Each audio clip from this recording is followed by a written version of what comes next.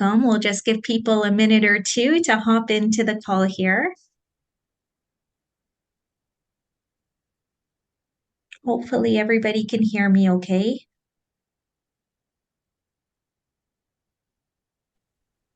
Thanks, Brooke, for the thumbs up.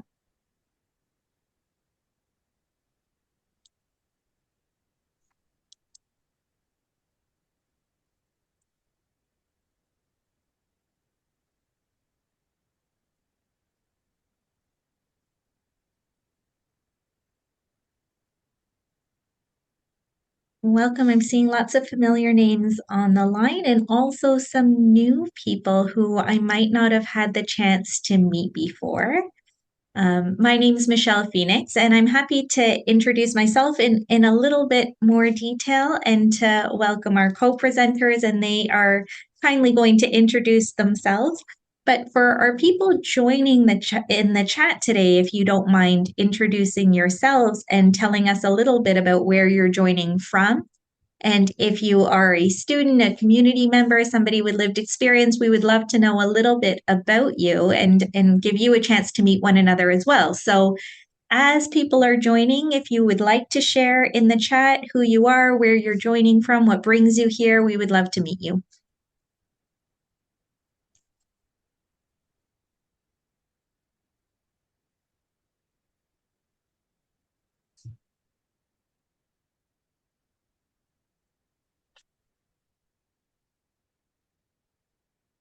As people are typing, I hope you're okay with multitasking. I can share a little bit about, hi, Bryn, thank you, about how our session will run today, knowing that we need to keep close to our timelines. And so I'd like to get us rolling as soon as possible.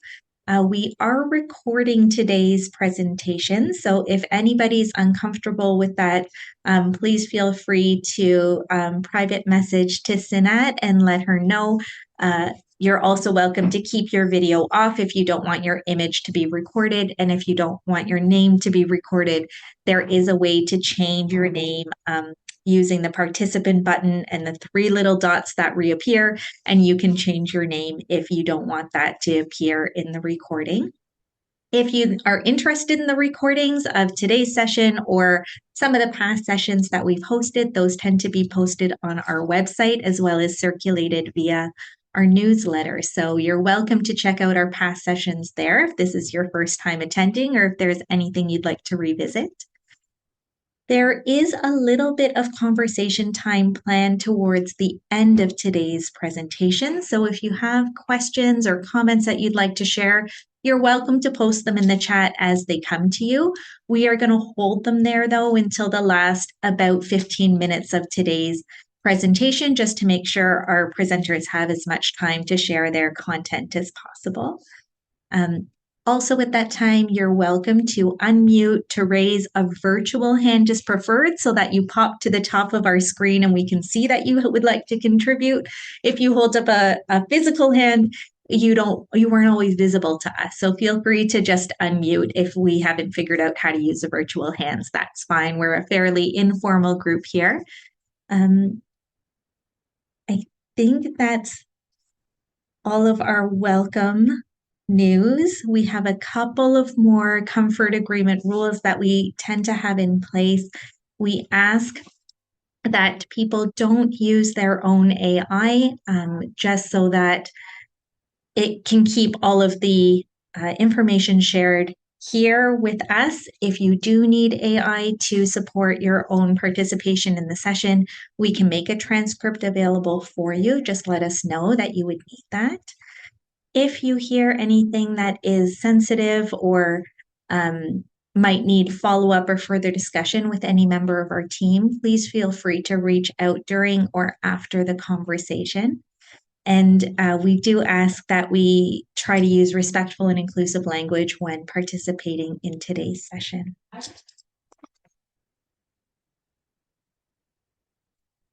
Okay, let me take one. Oh, we can go back a slide. I just want to take 1 minute, and maybe other people can too, to scan through all of the introductions that have been coming through the chat so we can have a sense of who's in the room. And then I can do a little bit more of an introduction to our topic and our presenters. So I can't multitask. I'm going to take a second to read and welcome everybody who's here.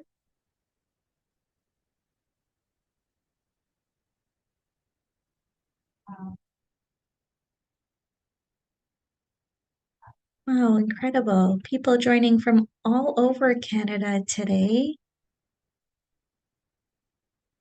and several different universities and community partners. So welcome. I'll introduce myself, and then I will invite our co-presenters to also introduce themselves. My name is Michelle Phoenix. I'm one of the core team members here at the Equity-Based Co-Creation Center, and I'm a speech-language pathologist by clinical training. Most of my research is in the area of access and equity in children's rehabilitation. So I'm very, very excited about today's session because I think the use of co-design, and our presenters I know will speak to this, can be used to promote access and equity in care when we learn more about the holistic needs of children and families and learn from them about the kinds of supports that might be most useful to them. So Sue, do you want to introduce yourself as well, and then we can pass it to Katerina? Hello, everyone. It's so lovely to meet you. I'm Sue Wolfenden. I'm a pediatrician by trade, a developmental pediatrician, and I'm a professor at the University of Sydney. And my area of interest is really about how do we ensure that our health systems isn't an adverse social determinant of health, and thinking about ways we can harness it to address equity at the front line. Amazing. Thanks, Sue. Good morning, everyone. I'm Katerina. I'm a postdoctoral research fellow at the University of Sydney, working with Sue and many other great clinicians, researchers, and people with lived experience. And my area of research is around co-designing and then evaluating new integrated psychosocial models for children with neurodisability. Thank you, Sue and Katerina, who are joining us very, very early their time from Australia. So we're so grateful to have you both here. And before I turn the mic fully over to you, Sanat, we'd just like to do a land acknowledgement, recognizing that McMaster University is located on the traditional territories of the Mississauga and the Haudenosaunee Nations, and within the lands protected by the Dish with One Spoon Wampum Agreement. And I like to add my own personal reflection. So I can say that this year is the 10th anniversary of the Truth and Reconciliation Report and Commission here in Canada. So I was very honored to be together with some of our Indigenous colleagues from the Indigenous Health and Learning Lodge on Monday and Tuesday this week, who shared some of their, like, a report on the standing of the calls to action that we are hoping to address here in Canada, some more successfully than others in this moment, but we also had a chance to join in sort of fellowship, and we had dancing and singing and eating traditional foods. And it was just this beautiful coming together of community and a way to be with and learn one another and doing some work that can be both emotionally and also just practically and pragmatically hard to do. And it really takes a collective effort. So I'm so grateful for that experience. You can pass it here. I will allow Sue and Katerina to share screens, and they are going to tell you a little bit more about both their topic and themselves. So settle in. If you have questions, feel free to drop them in the chat, and I'm happy to facilitate a Q&A at the end of their presentation. Thank you so much, Michelle. So I'll start and then Kat will take over. Kat, could you please, Katerina, can you please go to the next slide? In Australia, we also do an acknowledgement of country. So I'm sitting on the Darug and the Gurungai lands of the Great Eora Nation. I'd like to pay my respects to traditional owners of the land and acknowledge that this land will always be and always was Aboriginal land. I would say that the work that we do is heavily influenced by Indigenous methodology and knowing what we've got the longest continuous culture of 65,000 years in our country, and Aboriginal people in Australia have been doing this kind of model of care really just as part of who they are and as part of how they deliver health services. So I think we really need to acknowledge the Indigenous roots of our equity and access work. I also really want to thank Indigenous members of our team who work with us from Wiradjuri and Biripi land as well. And you'll be hearing from Alanya, one of our members, soon. Next slide, please. This is also acknowledging our huge group of research investigators who are all just delightful. We're a combination of clinician researchers, service providers, people with lived experience, and we have a great knowledge translation committee made up of non-government organisations and government organisations, and also a big thanks to all our funders who make this possible. And most importantly, all this work was guided from the very beginning by our research investigators with lived experience of CP, which are cerebral palsy, which are a combination of young people with cerebral palsy and parents of children with cerebral palsy. And without them, this work would not exist. Next slide, please. Yes, and that's partnership is the core of our research. And I think it's not only makes this a really good, rigorous research program that I think has sorry, at 6 a.m. in the morning, my brain doesn't work quite as well as about 7, but that makes us know that this is really valid and useful, but it also makes it incredibly fun and meaningful. And I think for us, this is our favorite research program. And we can just see up here on the my left is we have Alanya Wilkinson, who's a proud Biripi woman from the mid-north coast of Sydney and is a mother of 2 children with neurodevelopmental differences. Then we have Jack, who is a very cheeky and fabulous young man with cerebral palsy, who also owns 2 apartments already, is such a catch, has a great corporate job, but interestingly hasn't had Botox for 5 years because the adult system has been so difficult to navigate. And then you can see Katerina. I can't see who that person is next to. Is that Shanine? Shanine Wallace? Yeah, Shanine Wallace, who is a I don't remember where Shanine's mob is from. Newen, I think she's from the Newen Nation. She's a fabulous Aboriginal dietitian and researcher. Myself, and then we have Gary Freed from the US and Raghu Lingam, who have both been part of our team. We have our advisors, and we have the rest of the team presenting at another conference. Next slide, please.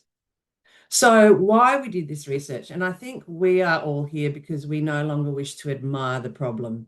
So I'm a late bloomer. When I finished my late PhD, I had the great pleasure of working with the Australian Cerebral Palsy Register as an equity researcher to go, I wonder if there's social gradients in cerebral palsy, because cerebral palsy, is your sort of classic, very biological condition, if you like. We've got an injury to the developing brain.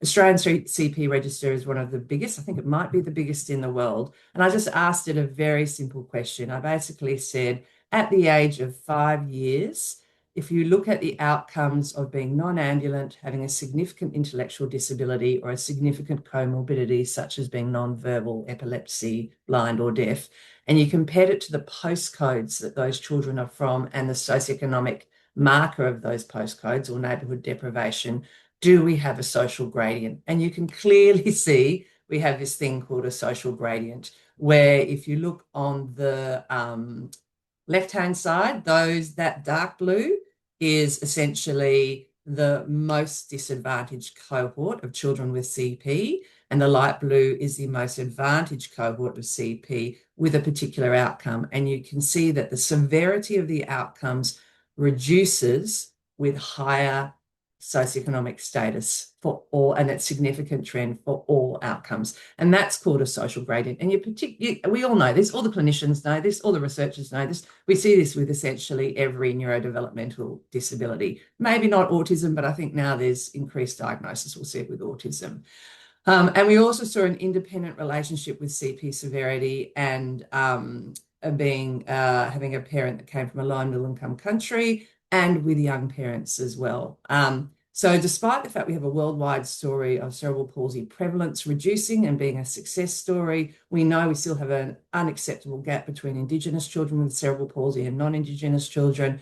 We have a social gradient in what is a very biological condition. And the great Nani Badawi, who I don't know if many of you know, said to me, so what are you going to do about it? And I was like, that's a good question. And so I think that's the point where I really drew on being a clinician and what I had done. I had the pleasure of working for 10 years with the Aboriginal community in La Perouse, who greeted Captain Cook when he first arrived in Australia. They're on Bidjigal land. And I knew from my clinical experience that if I worked with families who were amazing already to sort out some of their housing or their transport, they could engage with therapy and access. At this point, I also want to tell you a great quote that I found out about the other day that is now just driving my research, which goes, and apologies as I bring it up, but I just think this is a keeper, this quote. It essentially says, instead of praising people for being resilient, change the systems that make them vulnerable. And so my thought was, how do I do that? So the next slide, please. Oh, and Katarina's put in lots of QR codes as well. So we know that there are inequities, so inequalities that are unjust, systematic, preventable, and unfair, and have no biological basis and are completely socially driven in cerebral palsy outcomes. That is compounded by an inverse care law, where we know that the children who are most likely to have severe outcomes are more likely not to come to their outpatient clinic visits. And this beautiful piece of work by Simon Paget, where he linked the cerebral palsy register with statewide data, shows this. So we're compounding the issue with however we're delivering our services. And what is so interesting, and letting a bit of a cat out of the bag, is at the moment in our big trial, we're ringing families who did not attend their appointment. And they are by far overrepresented by the families who have a lot of unmet social needs. And we've had a couple of domestic violence disclosures as well. So as opposed to being the families who just don't want to engage, which is often how they are marked. And it was really, I think, makes us think about what do we do about families who do not attend appointments. It's not appropriate to go, well, he didn't come 3 times, forget it. They're actually the families who most need to come to us. Next slide, please. Yeah. So we know that inequities are all underpinned by the social determinants of health. We all know the social determinants of health are all those things that affect 75% of our health, such as, do we have a job? Are we food secure? Do we have housing? Do we have adequate transports? Can we pay our bills? And we know that that is all compounded by disability, and it's a really nasty, vicious circle. I do want to highlight again how resilient the families are that we work with and how we work in a strengths-based measure. This is actually how the system is making people vulnerable. Next slide, please.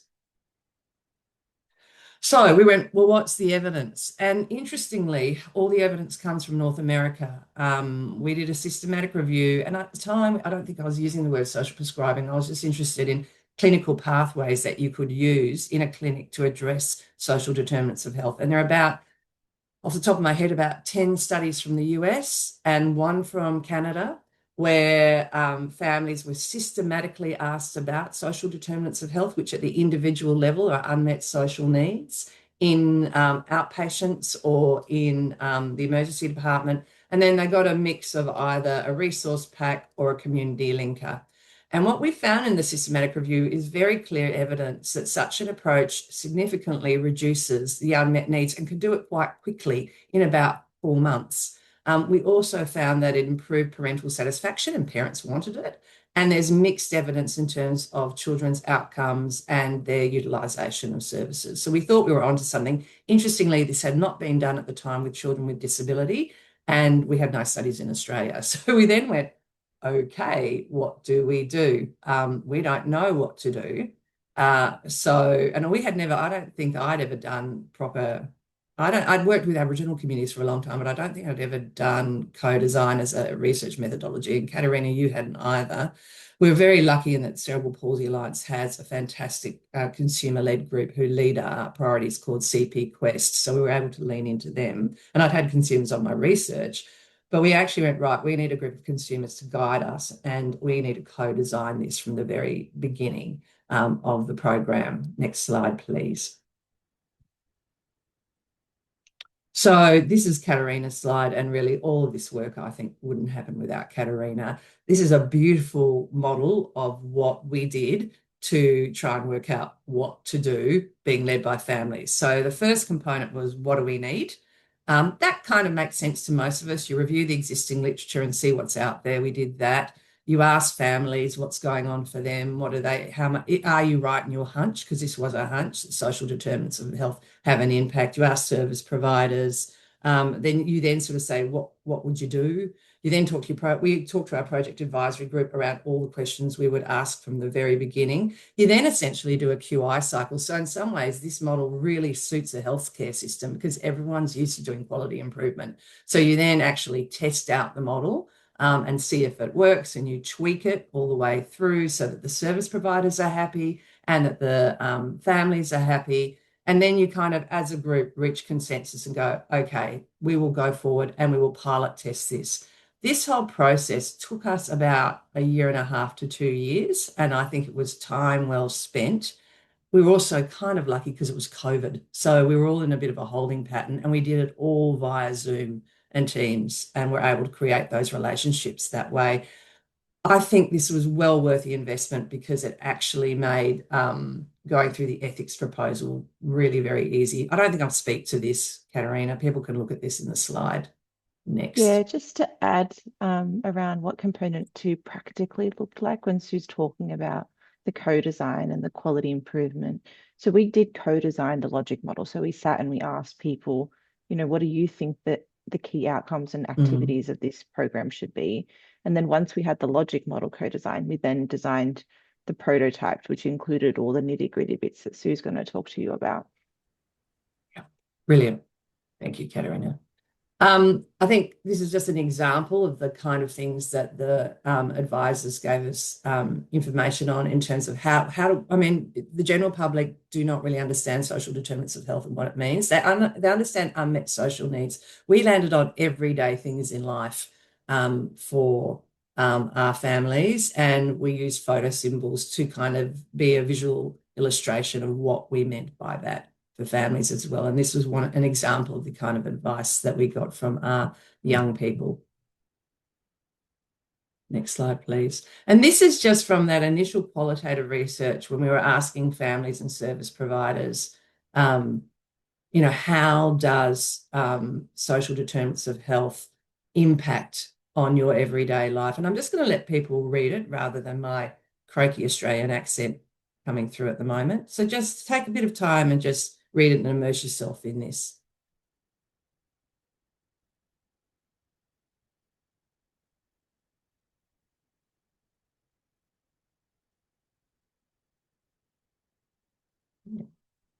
Everyone had enough time?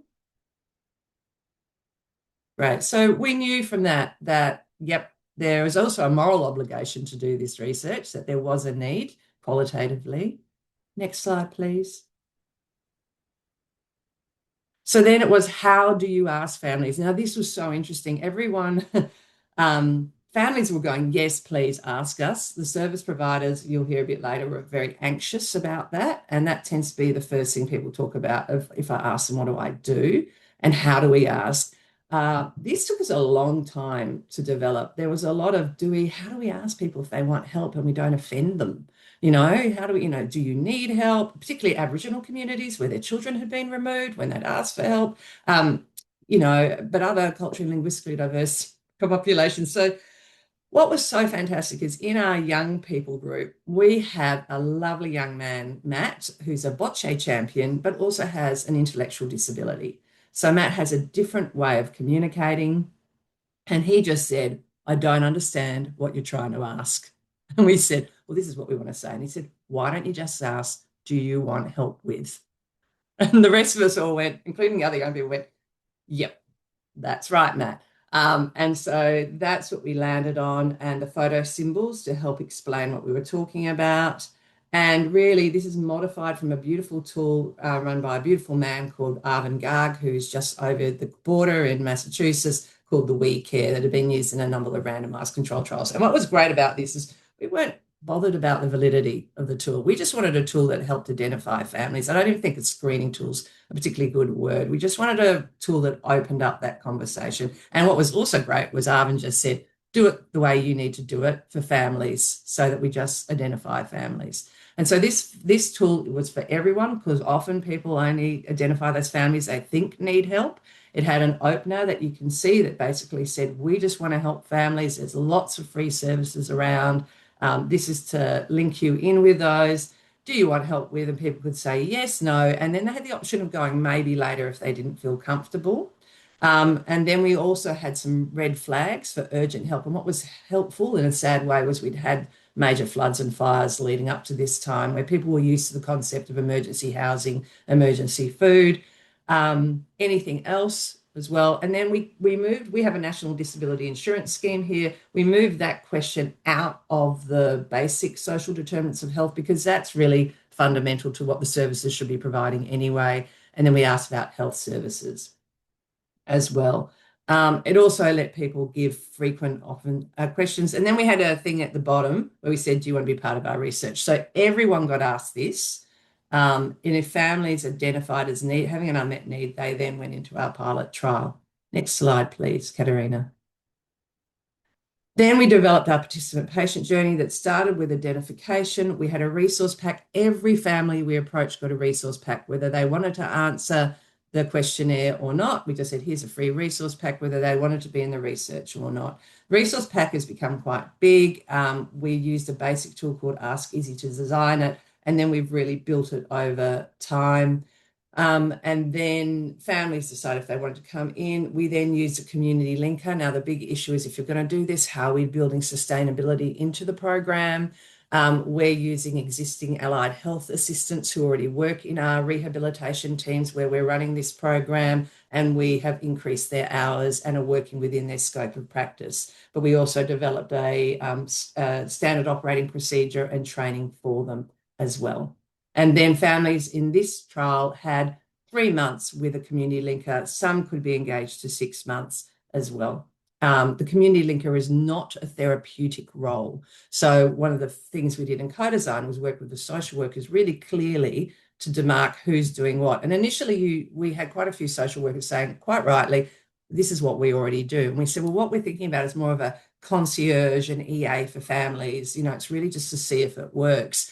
And really, over time, what's happened is the social workers who already had a relationship with the allied health assistants have actually developed a really lovely informal and formal supervision arrangement where the allied health assistants really help with things like filling in that housing form. Our housing forms are dreadful, or finding that service. And then the social workers can deal with more the mental health, domestic violence, child protection issues, and the allied health assistants can escalate up. This is not ongoing case management. The job is to try and find a case management service, either through a National Disability Scheme or an NGO. Next slide, please.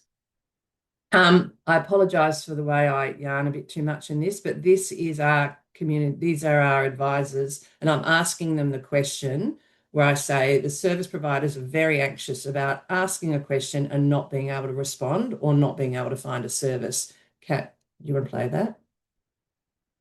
So that's extraordinary, Mas, Alanya, and Debbie as well, giving us their time, who have all stayed with the program now for at least 5 years in terms of giving us our advice, co-investigators on grants, co-authors on our papers. Now I'm going to hand over the pilot that we developed to Katerina.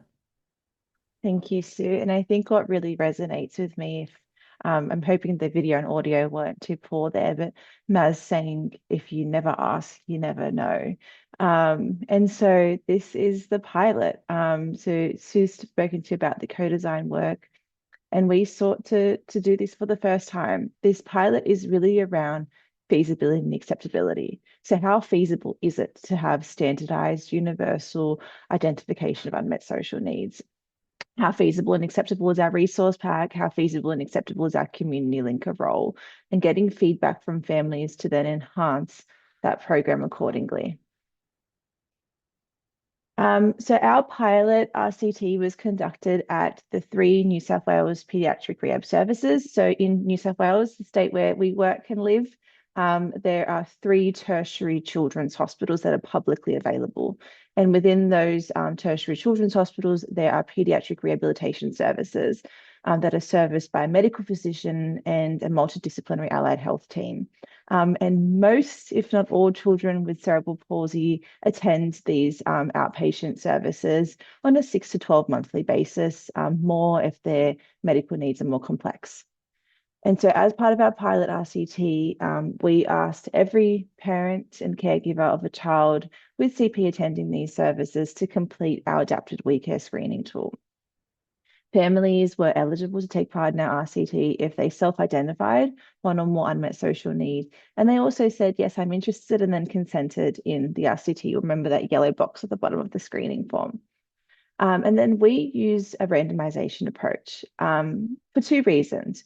First, if you remember the systematic review that Sue presented earlier, there is evidence to support multiple pathways. And one of them is the community linker pathway, and the other is referral, and then providing families with targeted information services like a resource pack. And so we wanted to see, similar to our systematic review, what is the evidence for these two different pathways? And then finally, we also did not think it was ethical to screen and then do nothing about that. So we have what we call an active control arm, which is where families have self-navigation through the resource pack, and that's available as a hard copy and also online. That resource pack was created by the research team and was regularly updated by the research team. So the parent doesn't have to do hours and hours of researching to find a local food bank or a local, electricity subsidy scheme. And so we compared the two groups. Sue's spoken to you about the community linker arm. It's a non-therapeutic role. It's practical hands-on navigation. And for the pilot, as part of the co-design, we agreed to have 3 months of a community linker intervention program. And then we followed up with families at 3 and 6 months via questionnaires and surveys. And we also asked for feedback from the clinical teams as well. And so I'm just going to walk you through what we found around the feasibility and acceptability of unmet social needs screening. So during our pilot period, we had over 1,000 patients attend what we call cerebral palsy and movement disorder services across the clinics. What you can see straight away is that only 69% of families within the service were eligible, because the other 30% actually had a diagnosis other than CP. And we were very fortunate with our funding to do this work, but it was limited to children with CP. And we also wanted to test it out in a smaller group in the pilot before we thought about expanding. But from a service perspective, if you put on your service lens, we already had 30% of the service that we didn't approach. Of those that were eligible for screening, we were able to approach 93%, which is a really good number. We did start off with face-to-face screening at first. And then partway through, we expanded to include phone screening for families that were late cancellations or did not attend their appointment. Also, from a practical perspective, it also really depends on your service size. So at one of our pediatric rehab departments, we have patients coming in with 5 streams of consultants. So having one person doing the screening when you have 5 to 6 patients arriving at one time is a practical consideration that it can be really tricky to try to approach every single person. So that's a thing to think about if you wanted to do this in your own clinical service. Really excitingly, 89% of families that were approached completed and returned the form. Things around that included, not having time, seeing multiple teams, and there was a small subset of families that declined to complete the form, but it was around, 1 to 2%. What's really important is if you look at this number here, 58% of families reported at least one or more unmet social need. Sue and I were quite taken back by this prevalence. We didn't anticipate it to be that high. In general, pediatric cohorts where we've used similar tools, it has been lower. When we spoke to our research advisors and we told them, hey, we're finding that, almost 2 in 3 families are reporting an unmet social need, they weren't surprised. And I think that's the bit that's quite disheartening. And then of those that reported one or unmet social need, we ended up with around 27% of families enrolling into our pilot. And so one of our future considerations is thinking about how we can make it easier for families to enroll into our research. So looking at the 104 families that participated in our pilot RCT, this slide here shows the types of unmet social needs that they've reported. So interestingly, 50% reported 1 to 2 needs, and the remaining 50% reported 3 or more. And we're asking about 6 unmet social needs per that screening form that Sue previously presented. Consistently, the most prevalent unmet social need is wanting help with government benefits and vouchers. So our different entitlement schemes. We're quite fortunate in Australia to have a range of different entitlement schemes, parents allowance, carers allowance, disability support schemes. They are very complex to navigate. The forms are quite extensive. There's a range of different inclusion and exclusion criteria to be eligible. And so that was the most prevalent. And what's really interesting is that was reported across all different demographic groups. So parents living in more affluent areas, as well as parents living in areas of socioeconomic disadvantage. This was followed closely by childcare, schooling, bills, transport, food, and then housing. I think what's really important to think about here is that, all of these are around 30%. None of them are around, 5%, 4% in terms of these prevalence. And, having 30% of a cohort reporting that they want help with food is extremely concerning. You'll notice that these titles are very broad. Food, bills, childcare, and they present like that on the form too. When we spoke to families and we worked with families, the types of needs that they reported was very heterogeneous. It ranged from food being I don't have enough food, to the quality of food, to my child is peg fed and I'm, running low on formula. Childcare and schooling ranged from I can't find an accessible childcare centre, to exam provisions, to experiences of ableism in the school setting. We keep the categories quite broad, acknowledging that the experiences are very variable, and that really reflects the heterogeneity of the families that we work with. Both their clinical presentation, but the different avenues of life that they walk from. And so looking at the feedback, remembering that this is a pilot of feasibility and acceptability. So we asked families for their feedback at 3 months. What we found was really high and encouraging rates of both satisfaction, and not surprisingly, people were more satisfied if they worked with a person. But the satisfaction is still quite high for the resource pack group at 72%. And what is very encouraging is that both intervention, the community linker group and the resource pack group would recommend the service to other families. In addition, we also did interviews with the families that were allocated the community linker group, and we also did focus groups with the service providers. And I'm just showing you some of our preliminary qualitative themes. We are busy writing up this protocol or this manuscript at the moment. But the themes included from awareness to assurance. So clinicians really highlighting that there was increased both recognition of unmet social needs through the program, but also that they were really assured that there was a pathway to respond to those unmet social needs. We weren't just identifying a problem and not responding, and that was reassuring for both clinicians and families. Another theme focused on opening doors to supports and services. So both being more aware of the different resources out there through both the resource pack and the community linker role. So an increased knowledge, but also increased skills and confidence for everyone, for the parents, for the community linker, and also for clinicians being embedded within this department. And then finally, there was a lot of feedback around what we need to do to set up for success.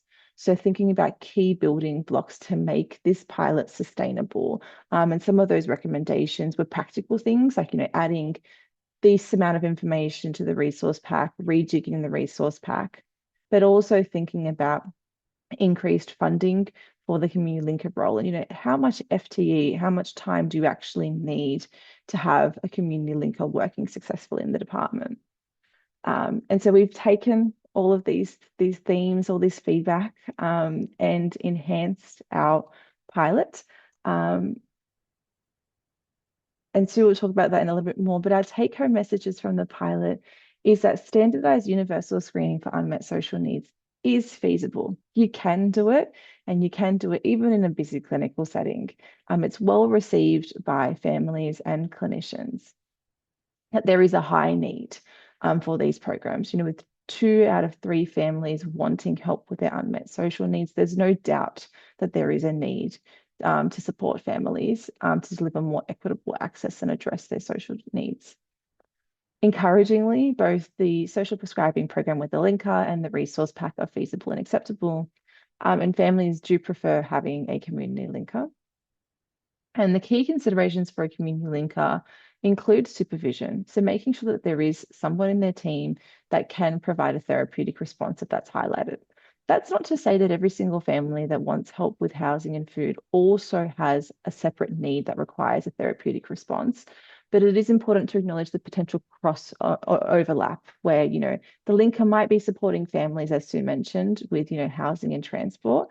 And as the community linker builds rapport with a family, they might then go and disclose, concerns around their mental health or domestic and family violence. And so it's really important for the community linker to know what is within their scope of practice and how they can appropriately and sensitively respond to provide that parent with the help that they need from a social worker or a clinical psychologist.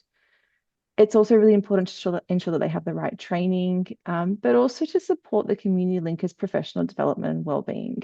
Working with families one-on-one in this role is amazing, but it can be quite taxing on their own mental health and fatigue. And so it's really important to have communities of practice, training, and pathways set to support the community linker in this role. It's a new role. And so I'm going to hand back over to Sue to talk about our future directions. Yeah, so thanks, Katerina. And I just have to say, without Katerina, there'd be no Epic Anything. She has driven the entire program. She always does that, but just own that. So as you've seen, we've just finished the Epic CP pilot program and writing it up. Very happy to present what we've done so far. This kind of concept of social prescribing is well underway, I know, both in Canada and in the UK, mainly in aged care, but also in general practice land. I think the disability space and the child space is kind of a new frontier. While we have Aboriginal leadership in the overall trial, we felt very strongly that we needed to have a separate co-design program specifically for Aboriginal families, and this being led by Aboriginal researchers. So we have Tan Martin, who's an Aboriginal midwife from Wiradjuri lands, leading this with the support of Shanine and Alanya, that delightful woman that you saw from Biripi lands. And they're going to be doing yarning circles with weaving online, which just sounds awesome, to sort of talk to communities. We have presented this to an Aboriginal advisory group up in sort of Newcastle, which is just north of Sydney, which will be where more Aboriginal families are coming through. They love this. They already suggested that legal needs would need to come in and a few other ideas. And again, really acknowledging that this is an Aboriginal collective concept we're using already. We were really fortunate, I'm not going to say lucky, we were fortunate to get a large-scale grant to trial this as an effectiveness trial through a grant scheme that's for clinicians trying something new through our National Health and Medical Research Council. And I don't think we would have got that without our consumers being heavily involved from the very beginning and being able to say this is what families want. And Katerina has also been successful in gaining funding to develop a similar program for young adults. And that very much came from our young adults in our advisory group saying, guys, you think this is an issue for children and young people? I can tell you when we leave the safety of the children's hospitals and go into adult land, things really fall apart. We need you to do this. So that's been phenomenal as well. Next slide, please, Katerina.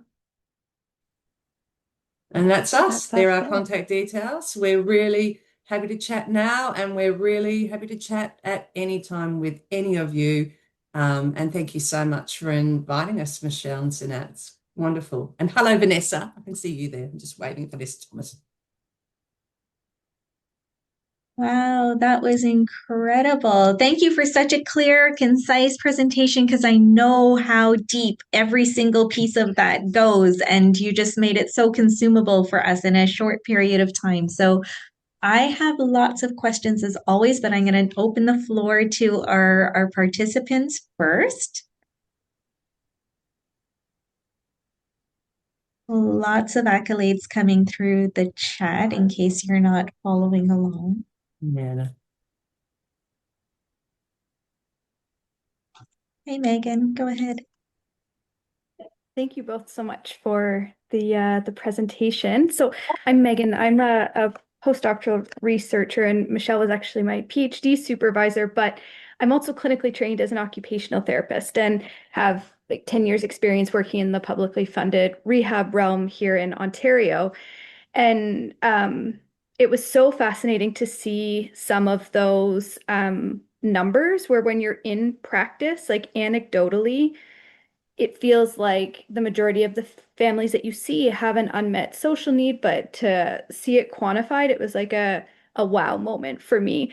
But Oh, I'm really great. interested in hearing about who your community linkers were. How did that work in terms of the Yeah. model, and yeah, who were they within the systems that the pilot took place in?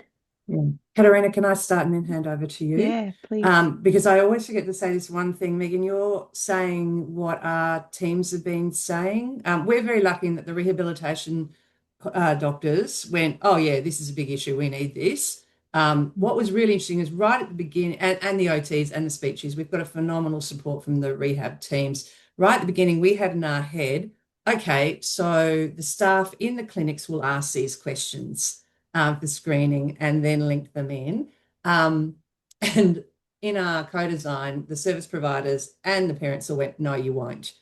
We wait 6 months for this appointment. We want to talk about rehab needs. Ask us in the waiting room, but you better make sure if you ask us, you do something about it, which obviously we were going to. But one of the things service providers have been saying is that relief of going, we know because that complexity is impacting on everyone, people getting burnout, etc. There's this mental load that's not only being taken off the families, but being taken off the service providers, where they go, wow, we're part of an equity promoting environment that's kind of being dealt with. Fantastic. Our linkers, initially, we thought, should we get a health service manager? Should we get a project officer? In the UK, it's non-government organisations have family linkers from the third sector coming in. And our rehab department sort of said, why don't we use our allied health assistants? They already support our occupational therapists, our speechies, our physios, they're already in our department. It's already a sustainable model. So actually, that's what we did. We started with a small amount of funding to increase their hours. So for 2 of them, we just increased their hours, and I think actually a third, and then we actually employed a social work student, I think, in the other third site. And one of our allied health assistants from the first trial has now become a major proponent in the second. It doesn't suit all allied health assistants, I'll say that. Katarina, do you want to take over on that? Yeah. So I guess my question would be, do you guys have allied health assistants in Canada? Do I have to explain what that role is? Yeah, no, we do. They tend to be, generally speaking, there's like communicative disorders assistants who will assist speech language pathologists. And then we often have like occupational therapy assistants slash physiotherapy assistants, so OTAs, Yeah. PTAs. There are some that are, more generalized like rehab assistants, but tend to be delineated that way in my experience. So we tend to have an award for an allied health assistant, and then it's a general award. And within our pediatric rehab services, allied health assistants have worked for decades. Traditionally, they have worked under the supervision of physiotherapists and occupational therapists. And similarly, in those roles, they support, physiotherapists, occupational therapists, speech therapists, but they're not providing a therapeutic role. They're not, writing up the intervention. They're supporting it. And so when we were thinking about this role, I think it's really important to have the co-design, because the rehab teams were going, design this role with sustainability at the forefront. So don't go and, have a project officer, and then that's not a role that we traditionally have in our department. And so by great chance, we were also talking to different teams across Australia. And the Sydney Children's Hospitals Network had just recently employed an allied health assistant within their social work department. And that person was doing, practical things like forms, finding services under the supervision of social workers. And so we thought, hey, why can't we have an allied health assistant, that works underneath the supervision of social work? And I agree with Sue. It's not for every single person. So the really great thing about the co-design was then we sat down with families and we sat down with service providers, and we wrote up, what are the main duties and responsibilities. We essentially wrote up the position description of a community linker within an allied health framework. And so when you apply for this role, it doesn't look like applying for a traditional allied health assistant role, because it clearly describes, what the role is about. So it's about providing practical hands-on support. It's about supporting unmet social needs screening. And so that's been really, really good. I think, you have to have someone that has an interest in, health equity and supporting families. We have had people apply who have been allied health assistants in pediatric rehabilitation services. We've also had social work students apply as well. But I think, in terms of, no matter what description you use, whether an allied health assistant, a link worker, a navigator, that the core duties remain consistent, which is around practical hands-on support. Does that answer your question? Sorry, I tend to ramble. No, that's great. Thank you. Welcome.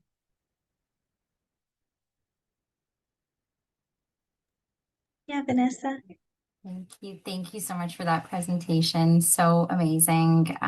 So wonderful to see and learn more about your work. This was the presentation at the European Academy that had doors closed because the room was packed full capacity. So it's really great to learn more about what you've done, the whole co-design to that initial pilot and implementation. So I have two questions, but maybe I'll ask an implementation related question first.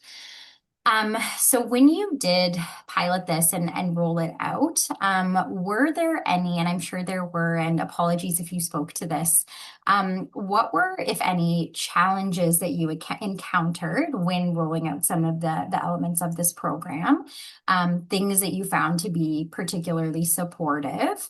And I noticed too, when you're talking about the considerations for the community linkers, and you had in there, I think I wrote down like training and wellness support, and my brain goes to like, oh, those are different implementation strategies to like help support that particular role, or that role could even be viewed in that way too. But I'm just wondering, yeah, from an implementation perspective, what challenges did you encounter and what things have you found to be facilitators or supportive? Did you want to start, or do you want me to start? I'm on mute. I think, you know what, Vanessa, I think the co-design kind of got rid of quite a lot of that. It once, like, we had 2 years to kind of have those conversations with, because initially the biggest one I think was social work resistance. And I would say every time, and clinician resistance, parents are always on board, always on board.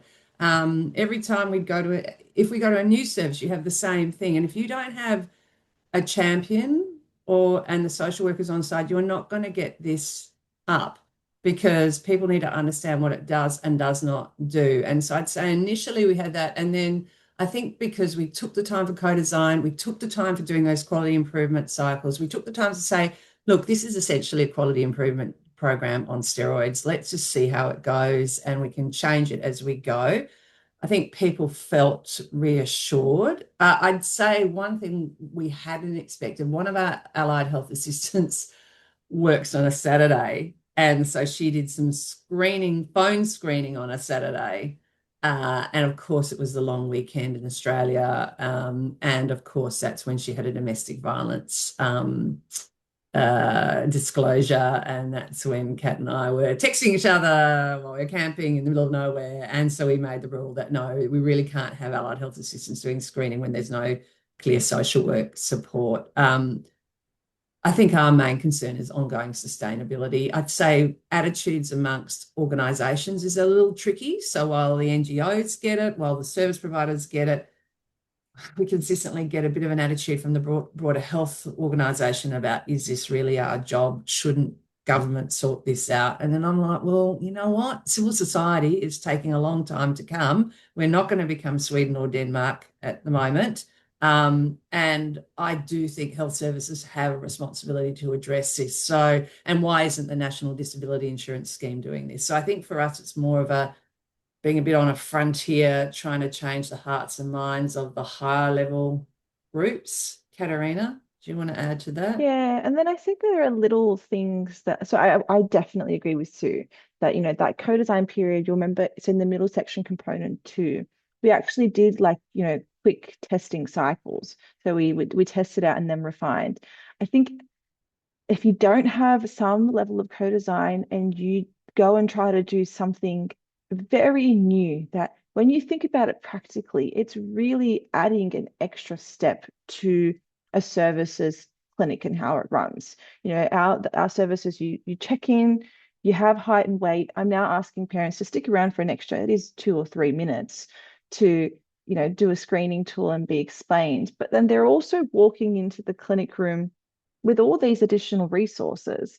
And if you haven't spoken to the team about what that is and what that looks like, and if they're not invested and involved, you're just going to have a lot of resistance around you're changing the flow of my clinic. Patients are coming in with different resources. So I think that the co-design is really important. I think practical things like everyone being aware that this is happening. If a doctor's running really on time and they can see that I'm sitting with the family doing the screening form, they know why I'm doing that screening form and they're happy to wait an extra couple minutes for that to be done because they recognize the importance of it from systems level, but also that they're now going to have a family come in and they're going to have additional information about that family that they might not have had we not done that screening tool. And then I think practical things like we had really set out the training for the community linkers. But I think it's really around those soft skills and around, we then implemented more specific targeted training programs with our social workers. So around, what are some key phrases, for example, that you can use when you're working with families? And those little things that you can't necessarily learn through reading an SOPs or through doing an online training module. I think that those would be the main implementation things and little things like it's helpful to have the linker sitting in the same room as the social worker or near the social worker. Those tiny implementation strategies really made a difference, I think. I am going to have to pause us here. It breaks my heart to do so, but Sue has a flight to catch, and we need to be able to thank her and make sure she gets to the airport in time. And I know that she's graciously offered to follow up with people if they have additional questions. I know our team needs 2 minutes to do some important announcements and wrap up, so I'll be passing the mic. But I first wanted to say deepest gratitude to Sue and Katerina that you're so generous in sharing with us here today, but also over time, really, really kind in helping to inform some of our related work. And I can tell that there's a lot of interest by what's coming through the chat and the discussion And I've here. popped our emails in the chat as well. Yeah. So please don't hesitate to connect with us. We're very happy to keep these conversations going. And happy to come back. I'm so sorry I have to get on a plane today. It's just a mad time at Christmas. But yes, we're always happy to have some more chats with people around how this has worked and what's this done. We'd love to hear other people's experiences in Canada as well. Happy to share back. I will turn it to Jillian Mulville from our team, who has a brief announcement to share. Katerina, if you have the opportunity to stay on the line after we wrap, and there's one question that is fabulous that came through the chat, I'm happy to stay on, but I know we need to let Sue go. Thank you so much, everyone. Have a great festive season. Take care. Thanks so much. That was wonderful. And thanks, Michelle. I'll be really, really quick. But I wanted to announce that the EQCC Hub, the Equity-Based Co-Creation Hub, has been officially recognized by McMaster as a core research platform. So that's across the university. And our aim or our vision is to support capacity development university-wide and in the local community around what is equity-based co-creation. So over the last number of years, we've had many, many, many calls and requests to support different grant applications, and bringing in this component has helped a lot of major grants land. And so we're trying to formalize that now as a service across the university. as well as our new micro-credentials in equity-based co-creation. The ambassador has launched this fall, our research consultations for people who want to do that, and grant writing coaching, or if you want to have an equity-based co-creation part. So that's for researchers and community partners, as well as the knowledge exchange opportunities, our student network, other things that folks on this call have heard about before. But this formal recognition, I think, is a milestone, and we're going to be trying to expand, including outreach internationally, Sue and Katerina, so we may be in touch around all of that. But thank you, and I think Sinat has some announcements about upcoming webinars. Yes, thank you so much, Jillian. Couple remaining slides left to share. If you haven't done so already, please join our newsletter. You can scan the QR code here or access the link that I just pasted in the chat just for updates on different opportunities that we have. We have our next webinar scheduled for the new year, January 20th. It'll be a Tuesday, so a different day of the week. And the title of the webinar is De-risking Impact, Lessons from Co-designing Sustainable Health Innovations. We have an incredible speaker joining us, Shania Bopa, who's considered a media personality of a sort, but also a global health researcher and scientist. She juggles many roles as a nonprofit founder and a medical student as well. Her session is bound to be very interesting, the same way this session was incredibly interesting today. And so connect with us, stay on our newsletter so you receive the updates immediately as they are released in the new year. Finally, if you have feedback to share about our session today, please just head over to this link and provide a couple comments. Anything you liked or you would like us to improve, we're always open to feedback. And so that brings us to the end of our session today. Any final words from you, Michelle, or others? The floor is open. No, it was so wonderful to have you all here today. Lots of familiar and many new faces. So welcome and hope to see you again. Have a happy holiday. And Katerina, if you want to stay on the line and answer the one question, I think the I can person stay who on asked until it is 10 still on. past. Beautiful.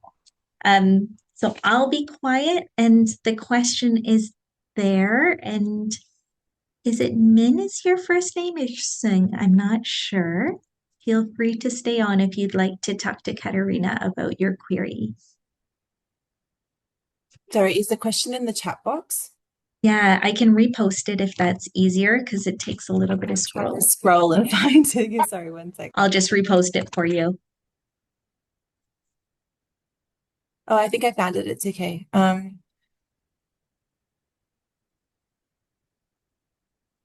So the question is, did your team encounter or do you anticipate situations where institutional slash policy or clinical expectations of typical development, for example, health, education, social service systems using standardized development milestones for children with CP conflict with the assessment model your team were trying to apply? If so, what would the core focus area to navigate this? Sorry, can I just ask for a bit of, is the person that asked this question still on the line? Just a bit of clarification around the question. Sorry. So my question was, like, I know, like, for example, if you were to apply this like strength-based assessment model to local hospitals or clinics or community center that already has its own standardized models of care for children with CP, I wonder how that, what kind of tension would be, and if we were to navigate this, where do we focus? Do we focus on having more discussion with these clinical or institutional individual, or do we go back to the population that we're serving? And yeah, I think that part is something that I'm curious. Sure. So the services that we do, our New South Wales Pediatric Rehab Services, have a very detailed model of care. So they all have the same model of care. They actually did a huge amount of work for about 5 or so years creating a joint model of care. So no matter where in the state you go to either of these 3 kids hospitals, they're working within the same model of care. It is a medical focused service. So it's medical physician led with allied health support. But it deviates slightly, largely due to resources available. So for example, every clinic has a medical physician with a physiotherapist, occupational therapist, social worker, and then the availability of speech therapy within that service. Like, if there's a speech therapist there every single day or not, varies depending on the local site and the services they have available. But we haven't encountered any issues because I think what we're doing really fits in within that multidisciplinary, family-centered, holistic approach of care. If you were to try to do this, for example, in a primary care or general practice clinic, it might look a little bit different because the policies that they have are different to our pediatric rehab services. Similarly, if you try to do this in a mental health care service or in an education setting, it would likely look a little bit different, and you might have, and you will have, I should say, different policies and models of care that might impact how you deliver it. We haven't had an issue around that.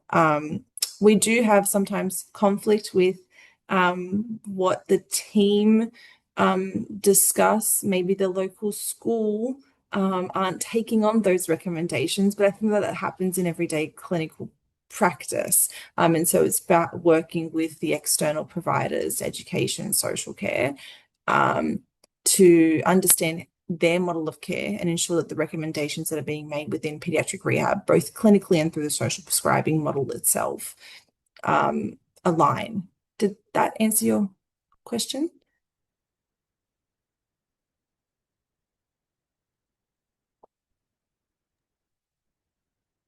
Thanks for joining from the library.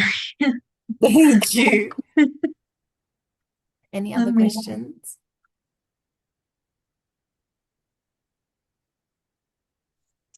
Katerina, I know that you need to hop off, and so grateful for you joining so early in the morning and especially around the I know we have your emails if anybody needs to follow up individually, and our team will be in touch for sure as we move into some next phases of our work together. So I'm so excited to reconnect and to hear a full summary of all of it. Thank you so much. Thank you so much. Thank you, Michelle. Thank you, everyone. Yes. Enjoy Take the care, rest of your everybody. day. You too, and happy holidays, everyone.